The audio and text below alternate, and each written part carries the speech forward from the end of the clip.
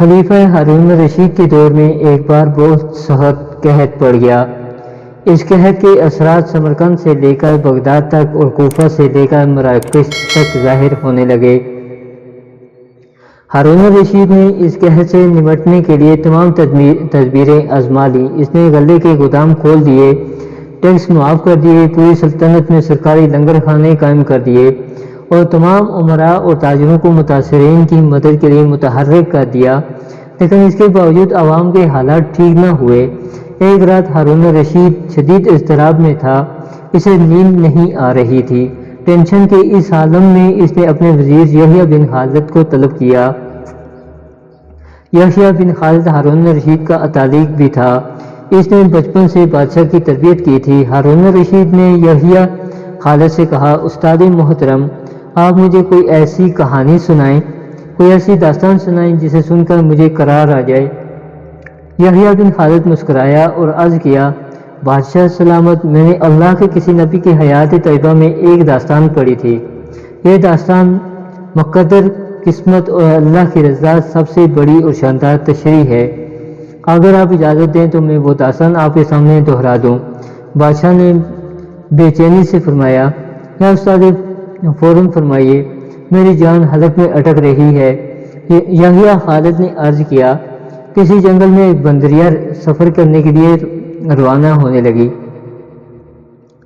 اس کا ایک بچہ تھا، وہ بچے کو ساتھ نہیں لے جا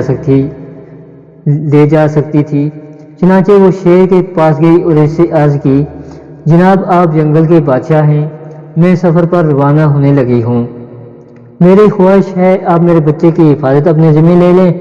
شیر نے حامی بھر لی، بندریا نے اپنا بچہ شیر کے حوالے کر دیا۔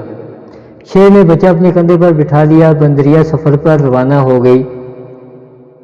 اب شیر روزانہ بندر کے بچے کو کندھے پر بٹھاتا اور جنگل میں اپنے روزمرہ کے کام کرتا رہتا۔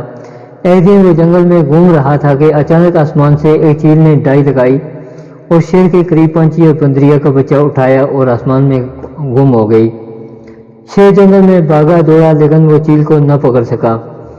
یحییٰ خالد رکا، اس نے سانس لیا اور خلیفہ ہارون الرشید سے عرض کیا، بادشاہ سلامت، چند دن بعد بندریا واپس آئی اور شیر نے شیر سے اپنے بچے کا مطالبہ کر دیا۔ شیر نے شرمندگی سے جواب دیا، تمہارا بچہ تو چیل لے گئی ہے۔ بندریا کو غصہ آ گیا، اس نے چلا کر کہا کہ تم کیسے بادشاہ ہو، تم ایک امانت کی حفاظت نہیں کر سکتے، تم اس سارے جنگل کا نظام کیسے چلاؤ گے؟ شیر نے افسوس سے سر ہلایا اور بولا، میں زمین کا بادشاہ ہوں، اگر زمین سے کوئی آفت تمہارے بچے کی طرف بڑھتی تو میں اسے روک لیتا، لیکن یہ آفت آسمان سے اتری تھی اور آسمان کی آفتیں صرف آسمان والا ہی روک سکتا ہے۔ یہ کہانی سنانے کے بعد یحییٰ بن خالد نے ہارون الرشید سے کہا، بادشاہ سلامت، قحط کہ یہ آفت بھی اگر زمین سے نکلی ہوتی تو آپ اسے روک لیتے۔ آپ بادشاہ نہ بنے، فقیر بنے، یہ آفت رک جائے گی۔ دنیا میں آفتیں دو قسم کی ہوتی ہیں، آسمانی مصیبتیں اور زمینی آفتیں۔ آسمانی آفت سے بچنے کے لیے اللہ تعالیٰ کا راضی ہونا ضروری ہوتا ہے، جبکہ زمینی آفت سے بچاؤ کے لیے انسانوں کا متحد ہونا، وسائل کا بھرپور استعمال اور حکمرانوں کا اخلاص درکار ہوتا ہے۔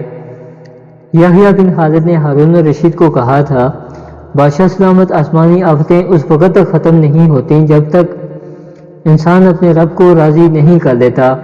آپ اس وقت تک کا مقابلہ بادشاہ بن کر نہیں کر سکیں گے، چنانچہ آپ فقیر بن جائیے، اللہ کے حضور گر جائیے، اس سے توبہ کیجیے، اس سے مدد مانگیے۔ دنیا کے تمام مسائل اور ان کے حل کے درمیان صرف اتنا فاصلہ ہوتا ہے جتنا ماتھے اور جائے نماز میں ہوتا ہے، لیکن افسوس، ہم اپنے مسائل کے حل کے لیے 7 سمندر پار تو جا سکتے ہیں، لیکن ماتھے اور جائے نماز کے درمیان موجود چند انچ کا فاصلہ طے نہیں کر سکتے۔ برائے کرم اس پیج کو لائک کر دیں اور پوسٹ کو لازمی شیئر کرنا نہ بھولیں۔ اللہ آپ سب کا حامی و ناصر ہو۔ وآخر دعوانا ان الحمدللہ رب العالمین۔ میرے اس پوسٹ کو، اس ویڈیو کو دوسرے لوگوں تک لازمی شیئر کریں تاکہ کوئی ایک آدمی اگر سیدھے راستے پر آ جاتا ہے تو آپ کی اور میری آخرت سنور جائے گی۔ وآخر دعوانا ان الحمدللہ رب العالمین۔